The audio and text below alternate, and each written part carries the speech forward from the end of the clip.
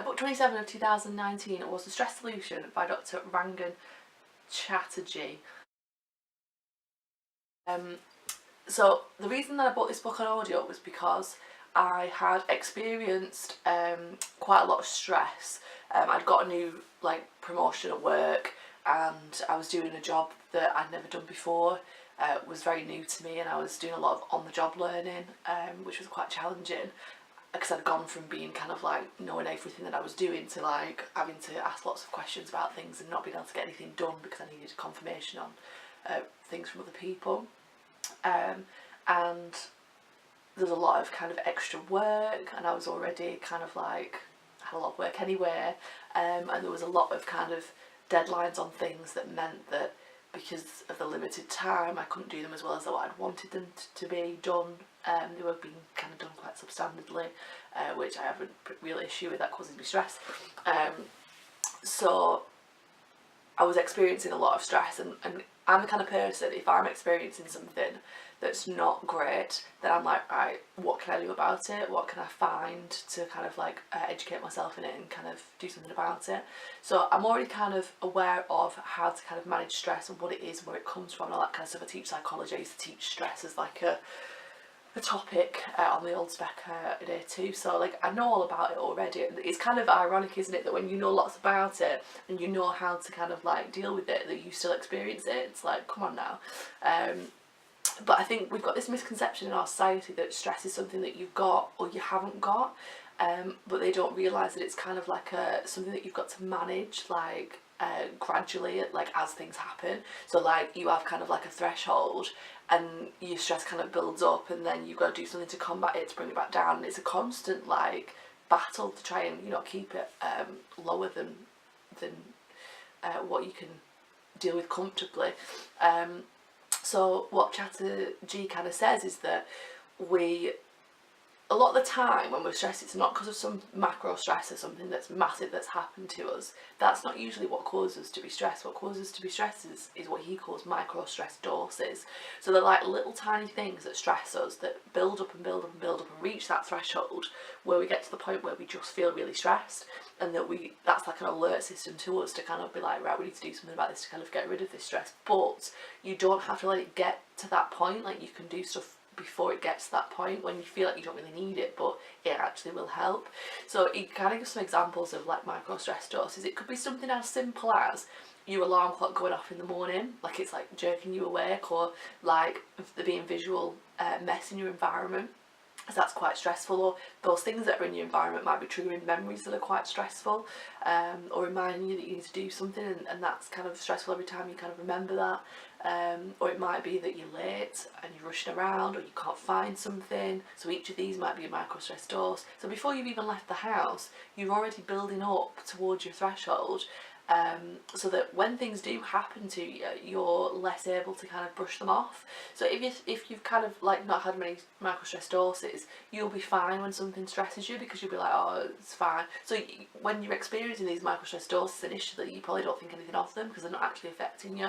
But when you get to your threshold, then they start to kind of like affect you. And so at times you'll be affected by things differently depending on where your threshold is at. So Chatterjee kind of explains like what you can do to kind of reduce these micro stress doses, or at least reduce the impact on them. Like, you can't get rid of everything stressful in your life. Like, life is stressful, so it's kind of thinking about things that you could do to kind of remove that kind of stress. So one of the things that he suggests is affirmations. So affirmations are kind of like kind of mantras that you kind of like tell yourself to kind of reduce the stress. I'm trying to think actually of an example of one. I don't think in my review I've even put one down. It's a little bit new agey and it feels a little bit silly to do it, but it works for people. So, you know, if that kind of helps you with your stress, then why not? Another example in that kind of topic is that he says, try and reframe your situation. So, okay, like, imagine you're driving. I use this a lot as an example, it's bad, isn't it? And someone like cuts you up and you're about to have like road rage with them because they've been really rude and inconsiderate. You can reframe that and say, well, that person might be going through a really crappy time at the minute and might be actually, you know, not even considering you, but not in a bad way, just because they haven't got the capacity to do that right now. So it's not anything in relation to you, and actually they're providing you with an opportunity to test that you've got good reaction times, and that if anything was to happen, that you could do something about that and feel more confident about your driving. So you can reframe it in a way that whatever happens in your environment, you're grateful for it. You know, you can see things, challenging things in your environment, in your life, as ways to develop you further as a person, and that if there's something which is happening, like, you know, it's benefiting you, you're becoming stronger, you're becoming better in that way. You know, if you've had a life where you're experiencing lots of difficult people, you'll find that you are able to deal with that better than what somebody who's never experienced that before, and that will wipe them out if it happens to them. Whereas if it happens to you, it's like, oh, it's just another one of those idiots, like, this is what I do about it. So, you know, like, things like that are really good for you, and if you reframe it, it ends up not being as stressful. You know, you can change your perception of something so that it doesn't feel as stressful, it doesn't contribute to that micro dosage as much. What else was the other? Oh, so that I've gone into the third one that came with that. So reframing it, and then reframing it in a way that it brings you gratitude, basically. Almost like, you know, sometimes we think of things like, an example would be, imagine I'm running late and I'm in my car and I'm on my way to work and there's traffic, and I get quite stressed then about the traffic and the way people drive, and just because I'm late, and because I'm thinking it's because of them that they're making me more late. Or people that kind of, like, there was this woman who, she went to turn round in the entranceway of a car park, so I couldn't actually drive into the car park. So I was like, what the hell are you doing? But really, in reality, like, does it matter? Yeah, she's turning around, and then she goes, and then you can go into the car park. It's made you 20 seconds later than what you normally would have been. Does it really make any difference? But by reframing it, you know, when you're on your way to work, you can't go any faster than what the traffic is going. You're stuck in that flow. There's no way that any behaviour that you do will change that outcome. Like, you're not in control of that situation. So what I kind of reframe it as is, I'm like, well, this is more time for me to listen to my audiobook and to get some mental stimulation that way, and have some time to myself in my car. Like, driving's a really good escape from other people, because you are literally on your own in your car. I love driving on my own in my car, and it's the time for reflection, to think about things, which you don't often get, because even when you're in a house with other people, because they're around, it stops you from having that kind of reflection time, whereas when you're in your car, you're a little bit isolated, and it's really good for that. So you can reframe those situations so that they don't feel as stressful, they're not going to, you know, build that kind of that stress up so it exceeds that threshold that you have. So it's almost like it's a daily management process. You've got to kind of do things to kind of try and reduce the impact that they're having on you. And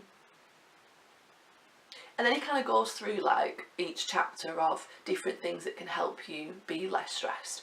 So there's not really kind of much like in-depth detail or whatever, and you've probably heard a lot of the things already, but I think it's just a nice reminder of the things that you could do, and then if you are doing stuff, you can tick off and go, yeah, I'm doing that, I'm doing that, I'm doing that. Maybe I'm not doing those things, I need to concentrate on and work on those things. So some examples would have been finding something that you're passionate about, something that you absolutely love, that you can't wait to do, and that you know, you think about and you're like, oh, I can't wait to get home to do that. Like, I remember when I was absolutely obsessed with reading. This was a couple of years ago, and I used to get home, like, leave work straight away, get home, and I'd go and get my book, and I'd sit in the garden on like a lounger with a blanket, because British weather's not very warm, and listen to the birds, and we had like a little kind of like fountain that dripped water into like a pond, and it was absolute bliss, and I used to rush home to like experience that every evening. And that time in my life was very like unstressed, like that's not a word, is it? It was very peaceful and calming, and I wasn't as stressed as what I got later on, because every night I was taking the opportunity to relax and unwind and spend some time on my own, and give that kind of experience to myself. And then obviously life changed and got busier, and I was going out all the time and seeing people all the time, but not really giving myself that space to take myself off to kind of calm again. So it's a balancing act, I think. If you're very active all the time and you're doing everything all the time and you're not giving yourself that space to kind of reflect and relax and just do nothing for a bit, you're going to get stressed. Like, it's a normal human response to that. touch is something that reduces our stress. So like we've evolved to have, you know, touch contact, like hugs and strokes and like, you know, taps on people's shoulders and arms and stuff. Like it reduces your stress level, it reduces the hormones in your body, it releases oxytocin, which is really good for you. Makes you feel like bonded to somebody and loved and belonging and stuff. So that can de-stress you. So if you can find, you know, I guess this is why, you know, being in a relationship with someone is really important, because being in a relationship with someone and that touch, that intimacy that you have can reduce that stress. Chatterjee also says that you don't have to actually just be physically intimate, you can be, you know, emotionally intimate with someone, and that also reduces stress. Being able to talk about things, being open with people reduces stress, and I think a lot of people are resistant to that sometimes, because they think that the other person doesn't care or whatever. You just don't have that kind of relationship with them. But it is actually really good for you, and this I think is why in modern day times we're getting more stressed out about things, because we don't take that time to actually be intimate with another person. I used to the time when I said about how I used to rush home and read in the garden, I used to live in a house with other people, the professionals, and there was a person that I shared the house with, and we used to always sit and chat to each other. We used to have a little table in the kitchen and we'd sit and chat, and we'd have tea together and cook each other meals and stuff, and do things together, but we'd be very mentally intimate, so we'd talk a lot about stuff, and so that was always a de-stressor for me. I always felt like, you know, good after having conversations like that.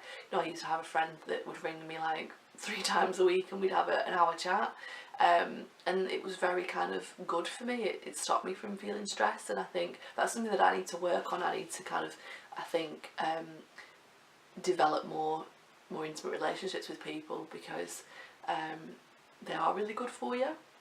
And not kind of, I think when you get stressed you kind of withdraw yourself, because you can't deal with anything other than what you're kind of dealing with in terms of like work, so you just don't have those intimate relationships with people because you just don't have that capacity, and you need to kind of like stop yourself from falling into that trap, because it's very difficult to get out of once you're in it, and then you feel isolated anyway, and that makes it worse. So it's a really kind of nasty kind of experience, stress, especially when you're in deep and you've not realised. Like I think I burn myself out because I don't sometimes stop and reflect and go, actually, you're doing too much, like you need to not do this, because, you know, everyone needs you for something, and everyone's kind of, you know, wanting things from you all the time, and they don't think about what impact it's having on you as a person. They probably don't even realise how many ways you're being pulled, but everybody wants something and wants it right now. So it's kind of like you've got to put yourself first, and you've got to be like, no, my health is far more important than meeting anybody else's needs. Like I can't meet anyone else's needs if I don't meet mine first.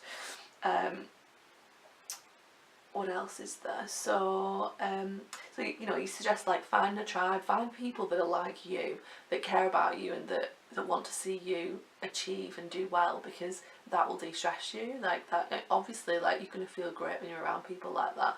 And there's a lot of kind of people that you end up being around that are competitive and quite like, they don't want to see you succeed because that makes them feel like they've failed. It's like, you don't want to be around people like that. Like those people bring you down. Like they don't elevate you and make you feel good about yourself. Like they're always kind of putting doubt into your mind, which sometimes is healthy but not in huge amounts. Another example was reducing time with technology. They've done studies where if you spend more time on social media, it increases mental health issues. Because what you're doing is you're replacing the physical time with someone with screen time, and you're not getting all of that kind of good stuff, that oxytocin release and proximity and stuff with another person. So it's not helping you to reduce stress or get anything like beneficial from that interaction. Yeah, you might feel like you're connected to someone because of like on social media, but you're not actually getting all the benefits that you should be getting. And don't get me wrong, social media is a great way to keep connected with people and to kind of see what people are up to, and to, you know, have an interest in somebody else's life, like in a kind of curious like way. Allows you to, you know, have more conversations with people when you see them. But you've got to kind of think, right, I still want to find out about this person in reality. Like there's lots more to a person than just what you see on social media. Like what you see there is not everything. Like sometimes people think that because like I post quite a lot of people think that I post everything about my life on social media because there's so much on there, and it's like, you only see like a section of my life, a tip of the iceberg of my life. my life is much busier than what you see on social media. So if you think that my life's busy on social media, like, you have no clue what my life is actually like. Like, it's like full on quite a lot of the time, and I don't post everything. Like, I only post certain things. Like, I meet up with friends and stuff, and I don't post a selfie every time I meet up with them. It's a bit weird, wouldn't it? Like, oh, let's take a selfie every time I meet up with someone. But like, you know, it looks like on social media that, you know, you're seeing people all the time, but what you don't realise is that I'm actually seeing people more than that. So don't believe everything that you see on social media. Like, you know, it's very different to kind of reality and real life, and you need to ask people about themselves more than what they're displaying on social media. Another example was being out in nature. So they reckon that trees have got this like thing that they secrete that's really good for us, and obviously we've evolved from living in forests and whatever, supposedly, but how that happens in like the savannah, I don't know, but whatever. So apparently being out in nature is really good for you, and I think if you've ever, well, that's a bit of a stupid thing, if you've ever been out in nature, I'm sure most people have, you do kind of see yourself in perspective to the world, and you realise how very insignificant things in your life are. Like, a lot of people get stressed about, like, I don't know, what someone said about them or whatever. Like, come on, in 5 years' time, you won't even be in contact with this person. Like, they will be nothing to you. Like, why are you giving them so much energy in your life? Like, if you think now about, like, who's in your life and how long they've been in your life, I mean, it's different for different people, because people hang on to relationships that aren't good for them and friendships that aren't good for them. But if it's not good for me, I'm out. Like, so for me, like, when I think of my life 5 years ago, most of the people in my life now are brand new. Like, they're not the same people from 5 years ago. So am I really bothered if someone's mean to me, like, on a, you know, with some other person that's random that I've just met like 5 months ago or whatever?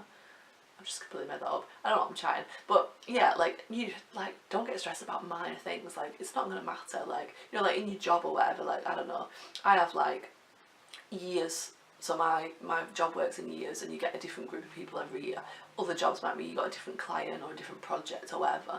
Once one of them's gone, do you ever think about it again? No. Like, it doesn't matter, does it? Like, you know, you can put things in perspective, and I think being in nature, like, helps you to do that. So, you know, loads of people kind of love that. I mean, personally, I mean, I don't know if I actually believe that much, because whenever I go out in nature, I just want to get back home again. And I just want to be warm and cosy and with a blanket and a book and a coffee. Like, I'm not an outdoorsy person really, and I don't think maybe that's everyone's idea of stress release. Like, it stresses me out more when I've got to walk and keep up with lots of people that walk really fast. Like, that's not enjoyable to me, like on a hike or whatever. And then you're in pain, and it, you know, you're cold, you need a wee, and you're tired because you've got caffeine withdrawal because you have like 10 coffees a day. Like, you know, I don't think for everyone that's an enjoyable thing. But like I said, in my back garden with like water trickling and, you know, the birds tweeting and stuff, amazing. So I think it just depends on what being in nature, like what aspect of it is enjoyable for you in order for it to reduce your stress. Another thing was meditation. So, you know, he suggests that meditation allows you to kind of recenter yourself. I think a lot of the time we're on like an unconscious treadmill, and we kind of just go along and do our daily life or whatever, and we kind of probably act in ways that we don't actually want to act like, and we get stressed at things without actually kind of thinking about it. Like, a meditation kind of makes you kind of think, why am I feeling like this, and is you're putting things into perspective really. Like, does it matter? Probably not. But these things are easier said than done. Like, I know from personal experience, when I've been stressed, I do loads of things like this. Like, so I use my dinner hour at work to de-stress. Like, I take myself away, I do something, like I'll knit, I'll play a violin, or I'll draw something, or I'll read my book. I do something to try and reduce the stress at the beginning of the day, because if I go into the second half of my day with the same stress as the first half of the day, then I will be exhausted I'll be mentally exhausted by the end of the day. And if, like, I get really irritated when I've got to work evenings, because I don't think what employers realise is that some people need those evenings to get rid of the stress that they've experienced during the day, and by getting somebody to work until, like, you know, 8 or 9 o'clock at night, when you live an hour away, like, and you've got to drive that and then get home and get ready, you know, you have no time to try and, you know, reset. So you go into the next day taking all that stress with you.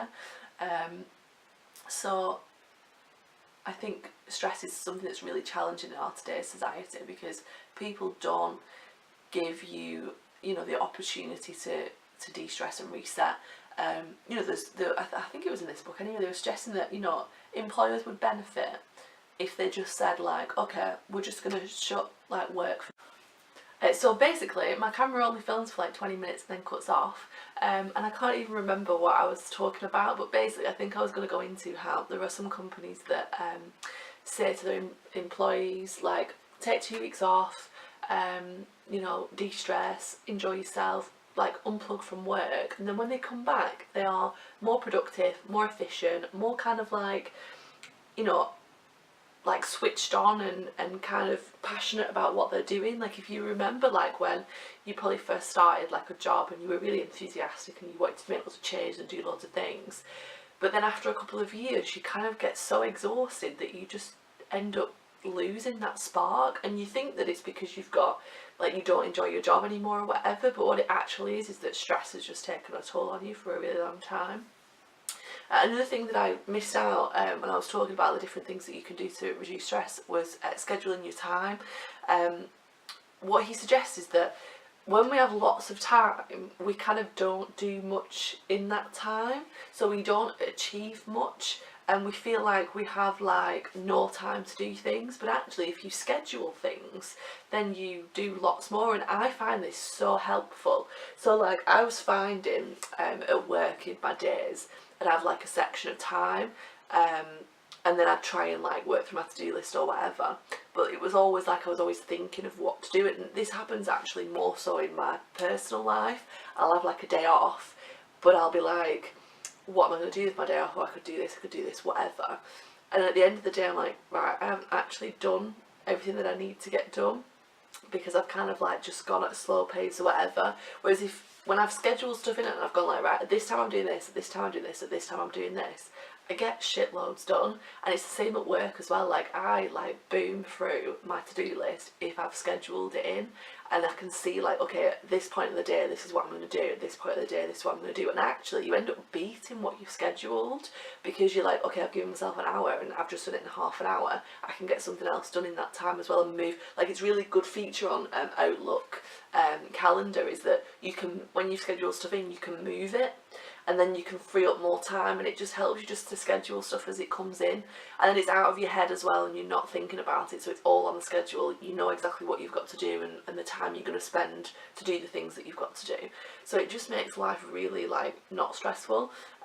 And you know, if you do that in your personal life as well, you know, you schedule time to work on things that you're passionate about and that reduce your stress and all those kinds of things, then you end up less stressed. So really, really good techniques that you might already be aware of, but you know, if you're not, then you know, definitely give it a read.